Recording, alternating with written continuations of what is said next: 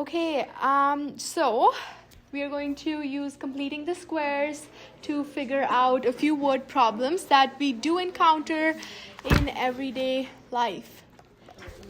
So the first question is, two numbers differ by 8. Algebraically define or determine the value of two numbers so that their product is minimum. So minimum is usually the smallest number, or the on the graph it is, oh my god, you guys are talking like zombies right now. What this is the minimum here. What is that? Vertex, right? So we will make an equation. Two numbers differ by n. Let's say the first number is n, okay, and the second number is m, okay. So the equations we'll have: two numbers differ by 8, n minus m is equal to 8, right? And then two numbers such that the product is minimum, so n times m is minimum, okay. So what I can do with this equation is I can isolate either n or m. So let's add m on both sides. We get n is equal to 8 plus m. Input n instead of the nm. So it'll be 8 plus m times m is our minimum. Any questions so far? We just made equations. We substituted one equation to the other equation. That's all we did. Okay. Now we are going to expand it. So 8m plus m squared, or we can write it as m squared plus 8m. Now if we know that the minimum is our vertex, right? So if we look at p comma q, this is what our minimum is, our y value or q value. So to figure that out, we have a standard form, right? We can convert it into a vertex form. What should I add and subtract to this to make it as a vertex form?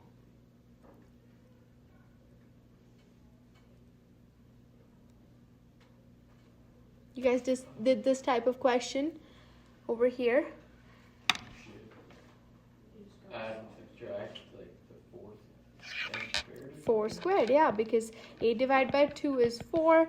4 squared is 16 minus 16. So this would give me m plus 4 squared minus 16. Okay. Now that I have that, what's my q value?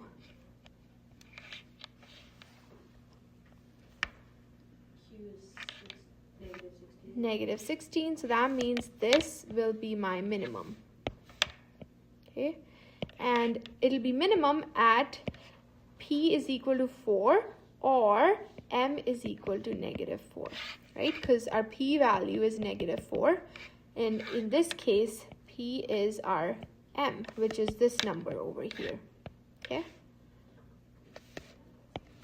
So we'll have minimum if one of the numbers is negative 4. Let's figure out the second number because they want us to find both our numbers, right? We already have our m. We can either substitute it in the first equation or the second equation, okay? So let's substitute it in the first equation. N is equal to 8 minus 4. So instead of m, I'm writing minus 4.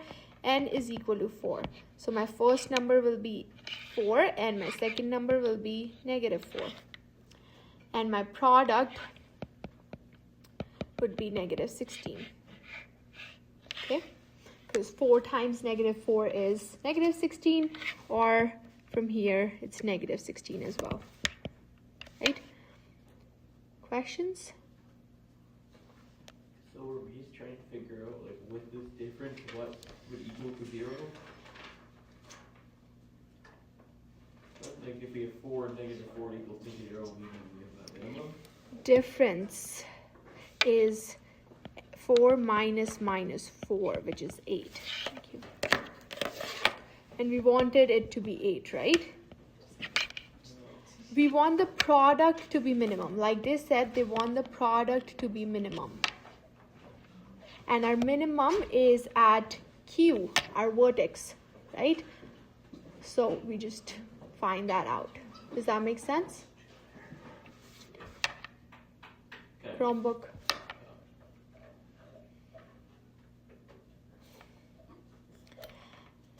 We want our product to be minimum. It's minimum at the vertex, like I told you, right? Over here, it's minimum. Its Q value is our minimum. So we just convert our standard equation to our vertex form. And then we find our minimum, which is at Q. Okay. So these are just the steps that they have written how to create a vertex form equation. We already did that last lesson. So it should be good. Questions? Let's try this question on your own. So two values have a sum of 16.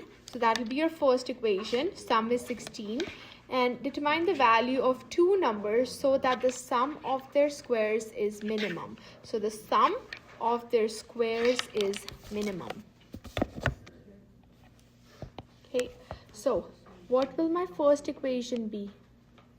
M plus N Okay, equals 16. let's say n is the first number and m is your second number.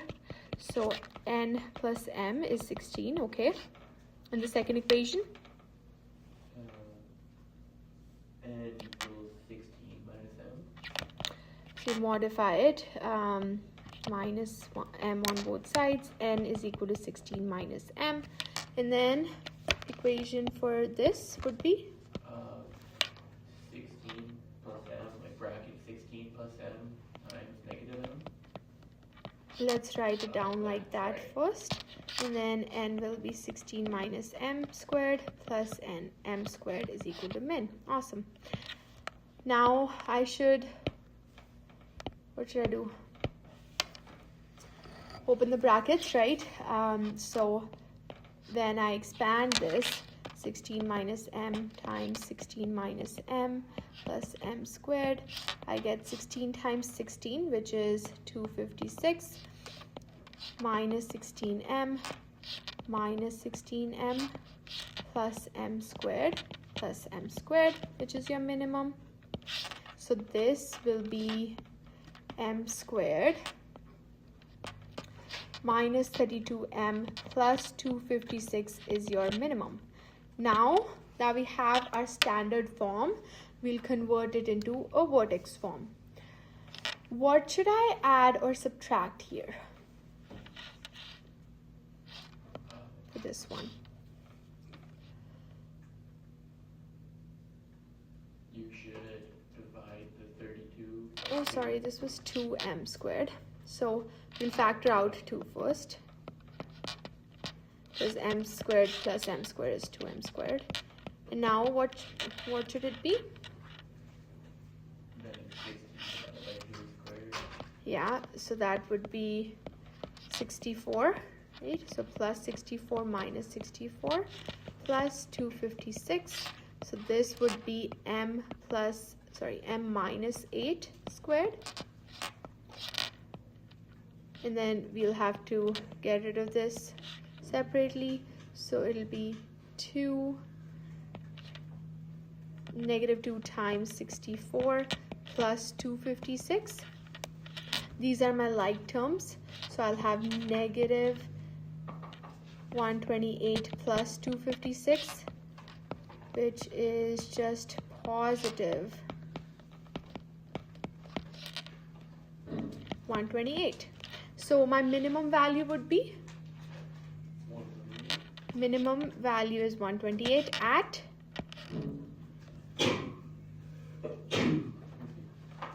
God bless you. At 8, because this is our p value, right? Or this will be our m, right? So m is 8. And to figure out our n, we can either put it in this equation or this equation with our min at 128. Let's sub it in the first one. So it'll be 16 minus 8 is equal to n is equal to 8. And that's our answer.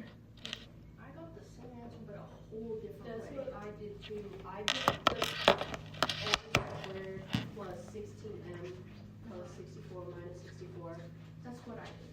And then this is just, I don't know what I did. I just put a bunch of stuff together and then I got the right answer.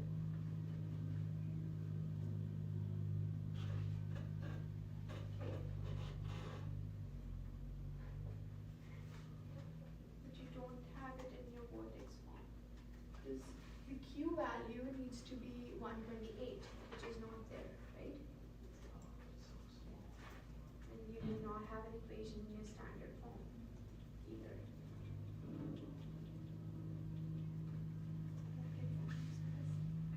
Yeah, I did the same thing, so I just, I don't know, like some of those, they're square.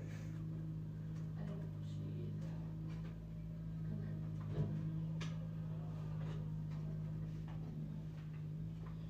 Now that won't be correct. yeah, But does this make sense? yeah. So I'm just surprised I I still got this. I am right still a answer. little confused. How can you just decide that m is equal to 8 there? because when you equate it to 0, you'll have m minus 8 is equal to 0 will be m is equal to 8, right?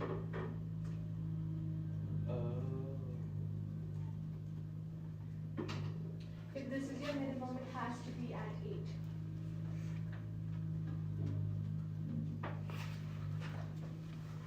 Questions, confusions, concerns? I'm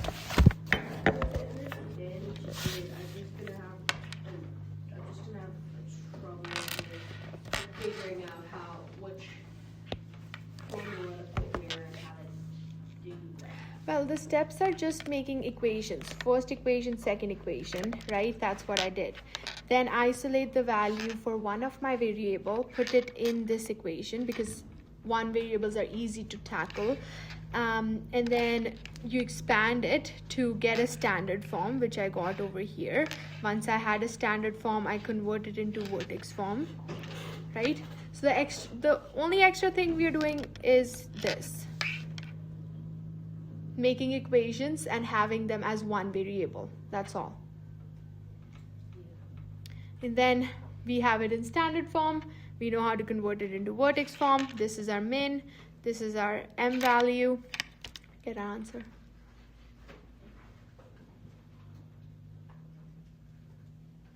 Should we move on? Yeah. Okay. So maximizing area problems. So the coach of the McNally senior boys football team has 140 meter of fence to enclose his players at an all-you-can-eat buffet. They are being restrained against a wall so that there are only three sides of the area need to be enclosed with the fence. Find out the dimension of the rectangle that will maximize the area they are in. So let's draw an image. This is our wall. This will be our fence, right? Perimeter is given to us as 140 meters. Our width will be equal to each other, right? So the equation we can make is 140 is equal to 2 width plus length, right? Now they want us to find the area. We cannot solve this question, these type of questions without having two equations, okay? So area is length times width, which in this case we want to make sure we only have one variable. So what we'll do is we'll subtract 2w on both sides. So it'll be 140 minus 2wL. Input that in here. We get 140 minus 2w times w. How come there's not two lengths? Because the wall doesn't. Oh, okay. Now we'll just distribute it. 140W minus 2 squared is equal to area. Area needs to be max, right? So now you'll factor it out to make it vertex form. So right now this is what your equation is. What can I, like, because I don't have a coefficient of 1 as our A, I'll have to find the greatest common factor. So I'll factor out -2, which will give me W squared minus 70W. Now, to figure this out, 70 divided by 2 squared will be 35 squared. And 35 squared is 1225 minus 1225. Any questions so far?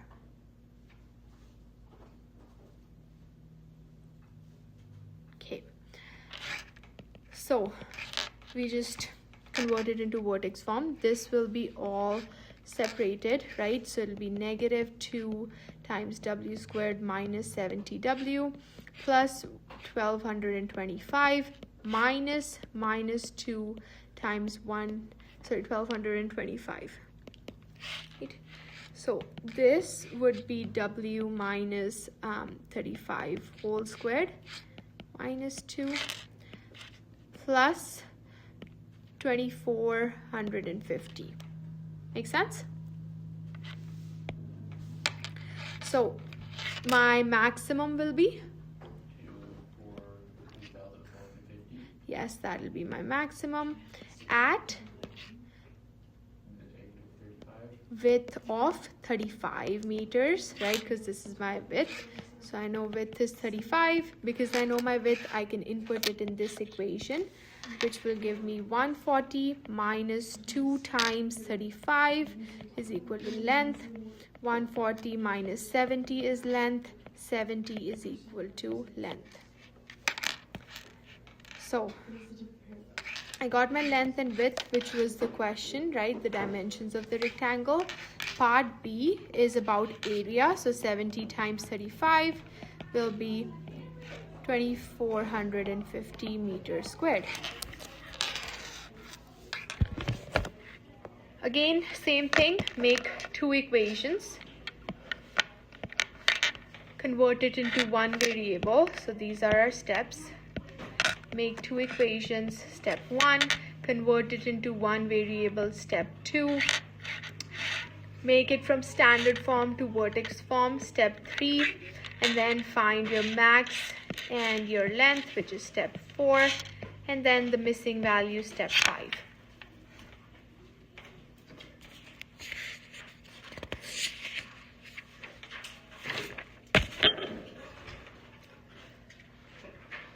Okay, let's do this question. There are 3 types of problems that you can encounter. So when you're maximizing revenue, you can also use quadratic equations in completing the squares. So the student cost of a ticket at the UFA Golden Bear basketball game is $7. At this price, 5,000 tickets are sold. The survey determines that for every $1 increase in price, 200 fewer tickets will be sold. Create an expression representing the revenue generated by the tickets. Okay, revenue is the cost per ticket times the number of tickets purchased, right? Sold actually. So in this case, the number of tickets can vary because it depends upon how many times we increase it, right? So the cost per ticket is going to be $7 because that's where we are starting with, plus 1x because it's increasing by $1 every time, and our increase is the number of times the increase happened. Okay, and then number of tickets sold, we're starting with 5,000. It's decreasing, so minus, and then it's decreasing by 200 per an increase in price. Okay. Now, does this piece make sense before we start the question?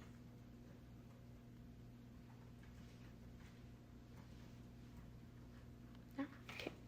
So, I'll just input it in, and they want you to have maximum revenue. Okay. So, let's make our expression 7 plus x, and then 5,000 minus 200x. Expand it. So 7 times 5,000 is 35,000, minus 7 times 200x is 1,400x, plus 5,000x minus 200x squared. So these are our like terms, so it'll be 35,000 minus 3,600x minus 200x squared. Let's rearrange this so that my x squared is in the beginning. Isn't it positive 3,600? Yes, thank you. Okay, so negative 200x squared plus 3,600x plus 35,000. So because my a value is not 1, I'll have to find the greatest common factor. This was an extra thing that we did. Okay, now it's just standard form to vertex form. Okay, so greatest common factor would be negative 200. We'll have x squared minus 18x plus 35,000. Divide our b by 2 and square it. So 9 squared will be 81, minus 200x squared minus 18x plus 81 minus 81 plus 35,000. So now this thing is going to make a perfect square trinomial. So negative 200 times x minus 9 squared minus 200 times negative 81, because that will be separate, plus 35,000. So now we open this and we'll get plus 16,200 plus 35,000, negative 200 x minus 9 squared. Like terms, so we'll add them. We'll have negative 200 x minus 9 squared plus 51,200. So our maximum revenue will be? 51. Yes, that will be our maximum revenue. At how many tickets? Or how much increase? How many times did the increase happen? Yes, x is equal to 9. So they can make the ticket price, if they're asking us the total price after the maximum revenue, it's going to be 7 plus 9, because the initial cost was 7. 9 times 1, right? Because we started off there. So it'll be 7 plus 9, which is $16. So they'll sell the ticket at $16. The number of tickets sold, so to figure out the number of tickets that are sold, we'll put it in this equation, right? That was our equation. So it'll be 5,000 minus 200 times 9. Put that in the calculator and you should get 3,200 tickets. So we'll sell 3,200 tickets. Last question, what's the maximum revenue generated? So to figure that out, we'll just multiply 16 times 3,200, and that'll be $51,200. Okay.